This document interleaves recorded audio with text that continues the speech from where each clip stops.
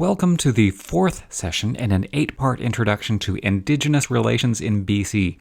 In this session, I'll talk a little more about Aboriginal rights and title and introduce the concept of veto. For a very important subject, this session is almost irresponsibly short. I'll start with a question I'm asked a lot. Do First Nations have a veto? By that I mean, can they force the BC government to reject a proposal or stop a policy change?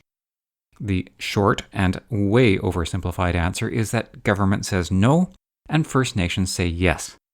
Governments rely on the court decisions to date, which have not supported the concept of a First Nations veto. First Nations point to their assertions of Aboriginal title as the source of authority for a veto, and the wording of the United Nations Declaration on the Rights of Indigenous Peoples. The UN Declaration speaks to needing free, prior, and informed consent from Indigenous peoples for major projects and government initiatives. I'll go into more on that in the fifth session. You'll also hear the word accommodation in the context that the province has the duty to consult with First Nations and, where appropriate, accommodate them. This is a necessarily broad term. It can mean anything from modifying proposals to avoid infringing on Aboriginal rights to providing financial compensation for infringements that can't be avoided. That takes us to Aboriginal title. I'll suggest that in the one instance in BC where a court has found Aboriginal title, so far, the province's obligation for consultation on certain issues is so deep as to be an effective, if not legally explicit, Aboriginal veto. I'll put some background to that.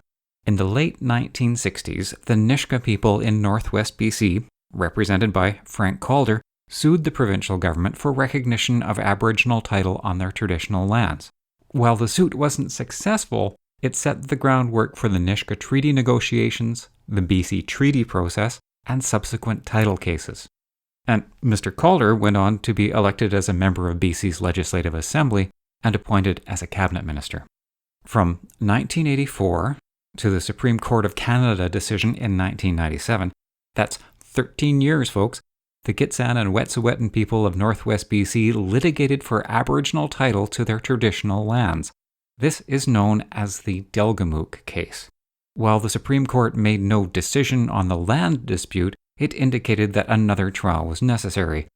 And while that might seem like a win for the provincial government, the Supreme Court accepted the use of oral histories for the first time and opened the door for further title cases. And by the way, Delgamuukw was a title held by Earl Muldoe, a Gitxsan artist and hereditary chief. This led to the Silcoteen decision in 2014, in which the Supreme Court of Canada found that Aboriginal title existed in a specific area of south-central BC. The provincial and Silcoteen governments are still working through what that means on a day-to-day basis. But how does Aboriginal title differ from Aboriginal rights?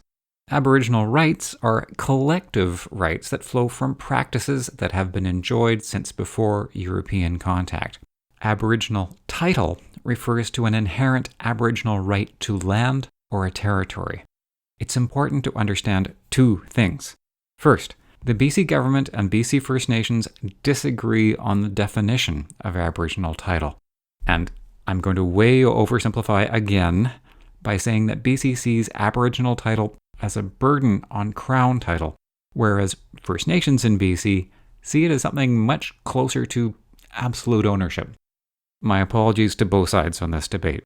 Second, it's important to understand that to BC's First Nations people, Aboriginal title is much more than a concept of ownership. It's a deep responsibility for stewardship of the land and preserving its resources for future generations. I group rights and title into a broader category that I call Aboriginal interests, that's inclusive of the matters covered in the calls to action and the UN Declaration on the Rights of Indigenous Peoples. Now, the previous BC government, reflecting its jobs plan, used an economic approach to reconciliation.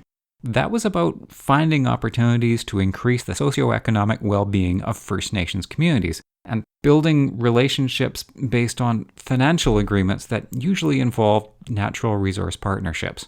That's an oversimplification, but it's not far off.